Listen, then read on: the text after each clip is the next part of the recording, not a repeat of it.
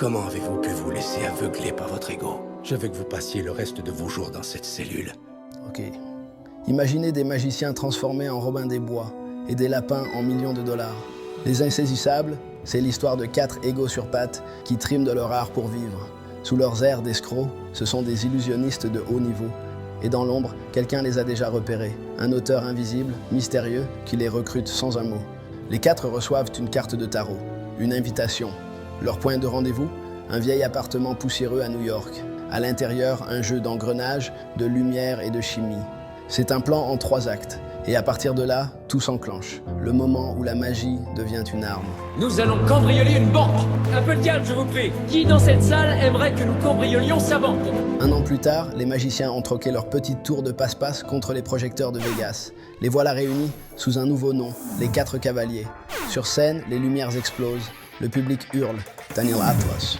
Le showman narcissique et coureur de jupons s'impose en maître de cérémonie. Henley Reeves. Son ex-assistante, avec qui il reste, disons, une légère tension dans l'air. Piranha, ou suspendue au-dessus du vide, elle, c'est la reine du grand spectacle. Merritt McKinney. Ancienne star des abusés, c'est un mentaliste taquin et provocateur. Son truc, hypnotiser le public. Et Jack Wilder, le petit voleur agile. Ah non, rien n'est jamais verrouillé. Pour lui, aucune porte n'est jamais vraiment fermée. Son arme, les cartes. Ce soir, ils vont cambrioler une banque. Ouais, une banque. Ils téléportent un spectateur tiré au sort dans un coffre-fort à Paris, littéralement. Et pendant que la banque se vide sous ses yeux, des millions d'euros s'envolent pour pleuvoir sur la salle de Vegas, le rêve américain arrosé à la sauce française. Mais derrière les paillettes, un message se glisse. Les riches paient, le peuple encaisse. Le tour est parfait, le public jubile. Et pourtant, les 4 cavaliers viennent de signer leur premier crime. Un braquage. Quoi? Je crois que j'ai mal entendu. Tu as dit des magiciens? Le rideau tombe, place aux menottes. Le FBI débarque. Dylan Rhodes, agent nerveux, grognon, sceptique à la magie. Il n'était pas vraiment volontaire pour l'affaire. Il se la coltine, comme la française d'Interpol, Alma Dre, plus calme, plus cérébrale. Ensemble, ils doivent élucider le casse le plus insaisissable du siècle. Je vais te casser la gueule! Problème, le FBI n'a aucune preuve. Tout ce qu'ils ont, c'est un show impeccable. Les billets sont authentiques, mais les vidéos ne montrent qu'un numéro de magie. Alors, pour lever le voile sur le tour, Rhodes appelle un vieux magicien, Thaddeus Bradley, cynique, reconverti en briseur d'illusions. Son business, démonter les tours des autres à la télé pour gagner de l'oseille. Thaddeus balance la vérité, la téléportation, un prank. Le gars est tombé sous la scène dans une réplique parfaite du coffre-fort parisien. Personnellement, je préfère prendre l'escalier pour Paris. Alors ils avaient un décor de coffre-fort. Oui. La réplique exacte de celui de la banque de ce Français. Le spectateur avait été ciblé, choisi, présélectionné pour sa banque. Non, c'est le public qui l'a tiré au hasard. Sauf, bien sûr, si le public ne l'a pas tiré au hasard. Avant le show, les 4 cavaliers ont pillé les billets, remplacés par un papier qui s'enflamme instantanément. Le soir du show, les aérations du coffre parisien se sont déclenchées et les faux billets sont partis en fumée, sans aucune trace. Pendant ce temps, le vrai cash, lui, était déjà planqué, prêt à pleuvoir sur Vegas, et le public a cru qu'ils avaient traversé l'Atlantique. C'était pas de la magie, juste du timing, de la pyrotechnie et beaucoup de culot. Une seule question reste. Pourquoi avoir ciblé cette banque en particulier? Thaddeus était dans la salle, il sait comment ils s'y sont pris. Qu'est-ce que vous pensez de lui? Vous croyez qu'ils travaillent peut-être ensemble, comme s'il y avait un autre cavalier quelque part? Prochaine escale, la Nouvelle-Orléans, là où les cavaliers vont signer leur deuxième miracle. Quand vous entendrez les mots, pas un geste. Vous serez tous des joueurs de football, d'accord? Regardez aussi attentivement que possible. Nouvelle scène, nouveau coup, leur cible, leur propre mécène. Arthur Tressler, un assureur blindé de fric et d'ego. C'est l'homme qui finance leur tournée. Ce soir-là, devant des centaines de spectateurs, les cavaliers exposent les arnaques de la compagnie Tressler, des milliers de victimes escroquées, des vies broyées par des clauses invisibles. Et puis, d'un claquement de doigts, le tour commence. Les comptes de Tressler se vident sous les feux des projecteurs, et son argent est redistribué au public. Tout ça, ce n'est que pour le spectacle, n'est-ce pas? J'ai 82 000 $ sur mon compte en banque. Comment ils ont fait? Plutôt, ils l'ont fait parler, mine de rien, pour qu'il donne lui-même les réponses aux questions secrètes. Premier animal de compagnie, nom du tonton. Bref, Tressler s'est lui-même livré ses codes bancaires sur un plateau. Résultat, des millions redistribués, transférés en direct sur les comptes de ceux qu'il a ruinés. Le public triomphe, l'arnaqueur est hué et le FBI sort les armes. Est-ce que c'est vrai? Tout ça est réel, ils l'ont volé! Rhodes est submergé par une foule hypnotisée, plaqué au sol au son de « pas un geste ». Commence alors une traque en plein cœur du carnaval. le décor parfait pour disparaître. Atlas, vous le teniez. Il n'était pas armé, je ne pouvais pas tirer sur lui et vous le savez. Vous l'avez laissé filer. Dans un bar, Tressler est ruiné mais peut encore se payer un whisky. Il hurle vengeance et conclut un marché. Il engage Thaddeus pour démolir les cavaliers. Ironie du sort. Quelques heures plus tôt, Tressler avait tenté de l'intimider avec un gros chèque pour qu'il les laisse tranquilles. Mais ici, Thaddeus accepte, pour le gain. Je double la somme si vous éventez leur plan maintenant. Pendant que l'agent Rhodes recompte ses échecs dans l'alcool, Alma fait ses devoirs et déniche d'une œuvre ésotérique, une légende, l'œil. Un ordre reconnu depuis des milliers d'années comme gardien et protecteur de la vraie magie. En gros, un cercle qui choisit ses magiciens. Pas un hasard, une mise à l'épreuve. Leur braquage magique serait leur initiation depuis le début. Et les cavaliers suivent aveuglément le plan, sans savoir qui en est l'architecte. Alors, les vols, les spectacles, tout ça, c'est Pour être admis dans l'œil. Rhodes réussit à traquer les cavaliers grâce à la localisation d'un portable. Direction New York. Mais chaque fois qu'ils croient les coincer, les magiciens ont 3 coups d'avance. Ils ont déjà pris la fuite. Sauf Jack. Le petit voleur a plus d'un tour sous la manche. Espèce de petit con. Espèce de petit con. Tu joues à quoi au juste? Tout va bien au 6e, montez au 7e. Bataille de cartes, qui tourne à la course-poursuite en bagnole. Jack fonce à toute vitesse, poursuivi par le FBI. Sirène, chaos, pneus qui crissent. La chasse se termine dans un crash spectaculaire. La voiture explose et Jack part en fumée. Mort, enfin, en apparence. Parce que rien n'est jamais ce qu'il semble. Entre 2 camions, les cavaliers ont switché la voiture de Jack. Et le type qui a cramé, c'était un cadavre de la morgue. Juste avant l'explosion, Rhodes sauve un papier que Jack tentait de protéger. Un indice volontairement offert pour que le FBI fonce tête baissée dans le prochain piège, le coffre de Elkhorn Security. Résultat, le FBI suit la piste Elkhorn. Elkhorn est une société de coffre-fort impliquée dans un vaste blanchiment et une fraude fiscale. Plusieurs milliards de dollars ont été dissimulés au fisc et cachés dans ce coffre. Où est passé ce foutu coffre? Un coffre surveillé par l'agent Cowan du FBI. Quand les cavaliers le convoitent, Cowan prend le lead opérationnel et allume Rhodes pour son incompétence depuis Vegas. Où est le coffre? Son équipe est en train de charger le camion. Le FBI croit avoir enfin l'avantage. Il suit le déplacement du coffre pour au final découvrir qu'il traque Harleur bourré de ballons. Encore une fois, détournement d'attention. Pendant que les agents courent après le faux coffre, Jack le Mort opère dans l'entrepôt. Le vrai coffre n'a jamais quitté la pièce. Il était planqué derrière un miroir géant. C'est le vieux coup de la boîte vide, avec le lapin caché derrière la paroi miroir. Tu montres ce que tu veux qu'on voit, tu caches le reste. Qu'est-ce qu'on va faire quand ce sera fini? Nouveau show depuis un gratte-ciel new-yorkais. Lumière, illusion, vortex de dollars. La foule exulte, les hélicos tournent, le FBI poursuit des mannequins. Rhodes et Alma tentent d'être plus malins, mais à l'arrivée, plus personne. Les cavaliers viennent de signer leur dernier acte et se demandent « Quoi après ? Est-ce que l'œil existe vraiment ?» Sous la pluie de billets, Alma et Rhodes échangent un baiser. Parce que ouais, c'est un film de 2013. Alors que tout semble fini, le FBI découvre que les dollars sont faux. Les cavaliers ont déplacé l'argent d'Elkhorn dans la voiture de Thaddeus. Oh shit! Le vieux magicien est pris en plein flag, cueilli sur un plateau par le FBI. La boucle est bouclée. Le briseur d'illusions devient le dindon du tour. Le lendemain, Rhodes rend visite à Thaddeus derrière les barreaux. L'accusé crie à l'injustice, mais Rhodes, lui, tient enfin toutes les cartes. Il explique le lien entre chaque braquage. Lionel Shrike, un illusionniste légendaire mort 30 ans plus tôt à cause d'un numéro raté. Shrike s'était enfermé dans un coffre, plongeant dans le fleuve Hudson. Mais le coffre n'a pas tenu. Sous la pression de l'eau, il s'est plié comme du carton. Après sa mort, personne n'a jamais payé. Elkhorn, la société qui a fabriqué le coffre défectueux, les assurances Tressler, qui ont refusé d'indemniser la famille, le Crédit républicain de Paris, banque partenaire de l'assurance, et donc complice du fiasco. Et puis, il y a Thaddeus Bradley, le vieux magicien qui avait humilié Shrike en révélant ses tours à la télé. L'humiliation de trop, celle qui a poussé Shrike à tenter le dernier numéro. Shrike s'est noyé sous les yeux du public et de son fils. Quelqu'un de tellement préparé à perdre qu'il ne sera même pas soupçonné avant la fin du numéro. Je ne m'attendais pas du tout à ça. Celui qui a tout orchestré pour venger son père, mais aussi pour perpétuer son art. Son fils, qui est en réalité Dylan Rhodes. Dylan est déjà membre de l'œil.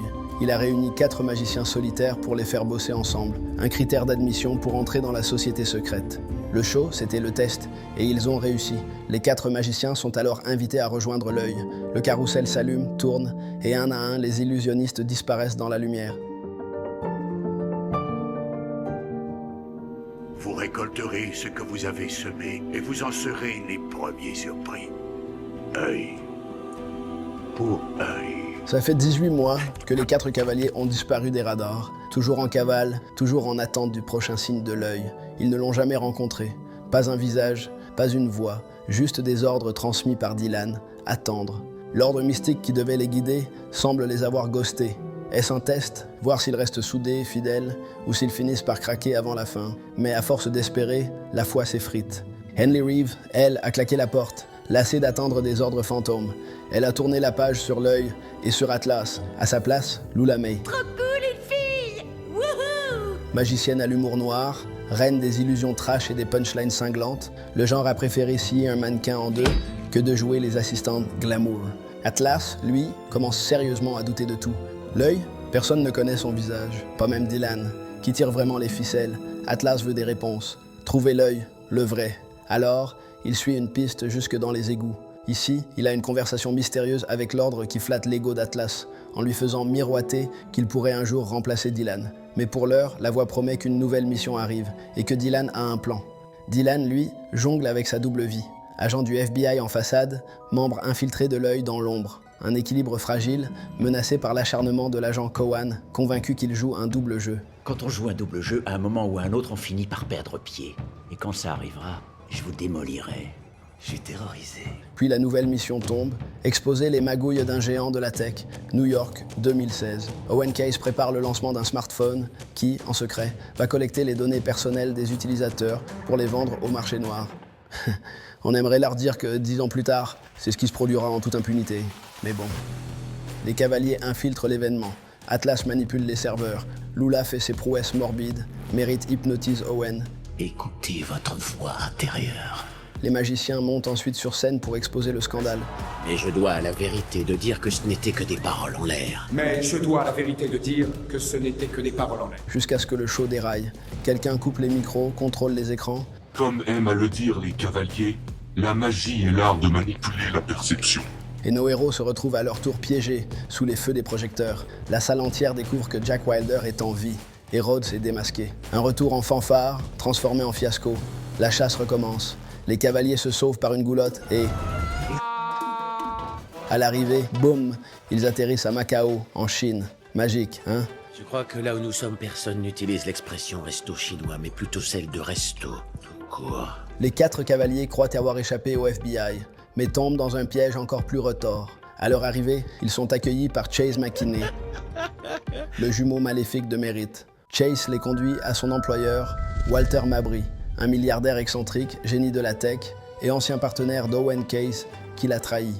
Walter leur révèle que leur téléportation d'un continent à l'autre n'a rien de magique. Tout était programmé. Hypnose, tunnel stroboscopique pour les endormir, et hop, direction Macao. Un Vegas inversé, des tours sans applaudissements, mais the show must go on. Mabry leur donne le choix, bosser pour lui ou mourir. Sa mission? Dérober une puce révolutionnaire capable de déverrouiller tous les systèmes informatiques du monde. En clair, la clé numérique la plus dangereuse jamais créée pour voler des données. Moi non plus, j'ai pas l'intention de travailler pour vous. Alors allez-y, tuez-le. Atlas, lui, profite de l'absence de Dylan pour s'imposer comme leader. Il accepte le deal, pour tous. En réalité, il veut doubler le milliardaire, récupérer la puce, mais la confier à l'œil, persuadé que c'est sa vraie mission. Pour leur prochain braquage, faut faire le plein d'ustensiles. Direction un vieux magasin de magie, en plein cœur de Macao. Jack et Lula tripotent des tours old school et se cherchent un peu. Atlas, lui, déploie sa liste de courses. Salut, bienvenue chez Yang. Derrière le comptoir, Lee, le traducteur rigolo, et sa grand-mère, Bubu, qui flairent leur combine à 10 mètres. Qu'est-ce qu'elle dit? C'est pas parce que vous faites des gestes qu'elle va comprendre tout d'un coup l'anglais. Course faite, les cavaliers se préparent à la mission. Le plan? Infiltrer un centre de recherche high-tech ultra sécurisé et voler la puce. Merritt orchestre la diversion pendant que Jack vole la puce et la glisse dans une carte truquée. Alan Scott Frank, cadre sécu, flaire le coup et ordonne une fouille. La tension monte. La scène bascule en balai millimétré à la sauce. Mission impossible. Les cavaliers se passent la puce d'une main à l'autre, sous les yeux des gardes et des caméras, sans qu'elle ne soit repérée. Le casse est un succès. Ah, tout va bien? Où êtes-vous? Où vous m'avez laissé il y a 18 mois de ça. Agent Rhodes, Thaddeus? Quel effet ça fait d'avoir tout perdu? votre emploi, votre identité, votre raison de vivre. Resté à New York, Dylan cherche les cavaliers disparus, avec le FBI à ses trousses. L'agent Cowan, obstiné, en fait une affaire personnelle. Thaddeus le contacte et le nargue. Mystérieux, il prétend avoir des informations sur les cavaliers. Dylan le rencontre dans sa cellule et Thaddeus accepte de l'aider à condition d'être libéré. Deal, direction la Chine. Dans l'avion, la tension monte entre les deux rivaux. Mon seul objectif aujourd'hui, c'est de retrouver les cavaliers. À Macao, Dylan et Thaddeus remontent la piste des cavaliers jusqu'à la fameuse boutique de magie. Bubu les invite à l'arrière-boutique. La vraie, là où la magie s'opère, comme un réseau caché.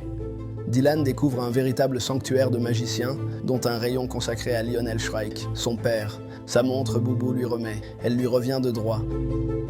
Pendant ce temps, Thaddeus se volatilise dans un sarcophage et laisse un mot énigmatique. « À toi de jouer ». Ce message n'est pas anodin. Thaddeus voit que Dylan se perd dans ses propres tours. En lui lançant ce défi, il agit comme un mentor discret. Enfin, Lee partage quelques infos sur les cavaliers. Apparemment, il a rendez-vous avec quelqu'un au marché du quartier. Direction le marché, là où Atlas attend un représentant de l'œil pour livrer la puce. Dylan, j'ai tout fait foirer, je suis désolé que je suis là. Atlas l'accuse d'avoir mis leur vie en danger et le vire sans ménagement. Sauf qu'à peine seul, Atlas comprend qu'il s'est fait rouler par Mabry.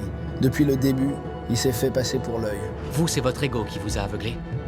Persévère. Sois assuré que ton intelligence et ton talent seront appréciés à leur juste valeur. Dylan revient à la charge, lui sauve la mise. Il fait style de prendre la carte d'Atlas pour détourner son attention. Atlas, lui, s'éclipse avec la vraie puce, laissant Dylan se battre avec les hommes de Mabry. Dylan est arrêté, livré à Walter qui révèle la vérité.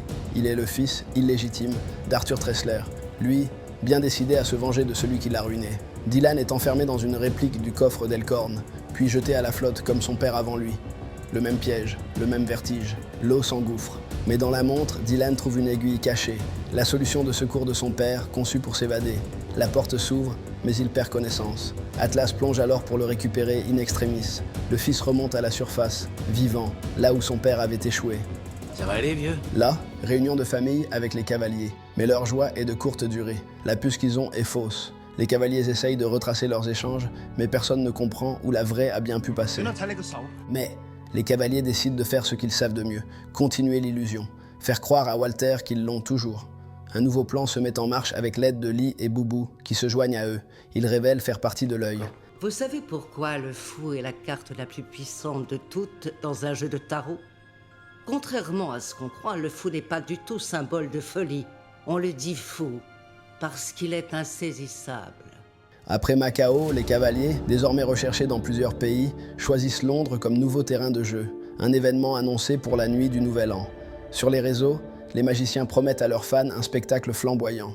Là, tout le monde s'inquiète, surtout Walter qui fonce dans la capitale britannique pour récupérer sa puce.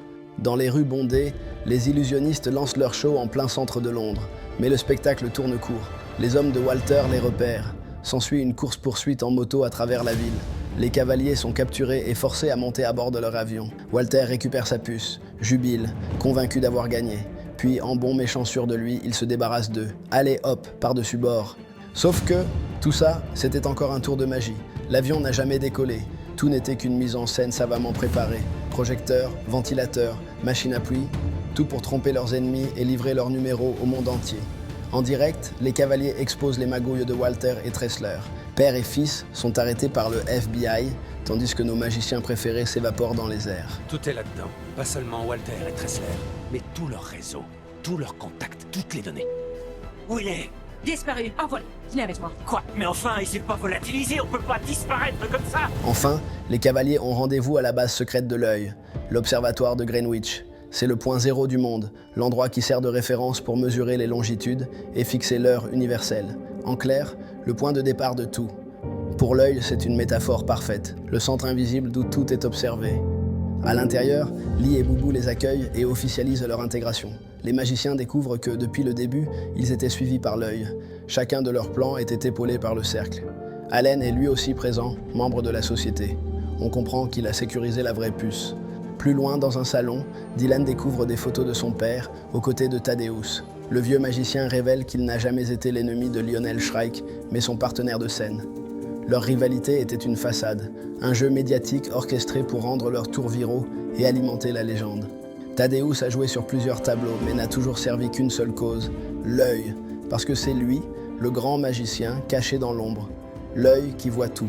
Mais l'heure est venue pour lui de tirer sa révérence. Il offre sa place à Dylan avec un conseil, trouver son propre successeur. Et l'arrivée d'Atlas à cet instant laisse penser qu'il pourrait bien être l'élu. Les cavaliers ont encore des millions de questions sur les mystères qui entourent l'œil. Toutes leurs réponses se trouvent derrière un rideau. Et pour nous, il faudra attendre le 3e volet pour percer les secrets de cette magie-là. The End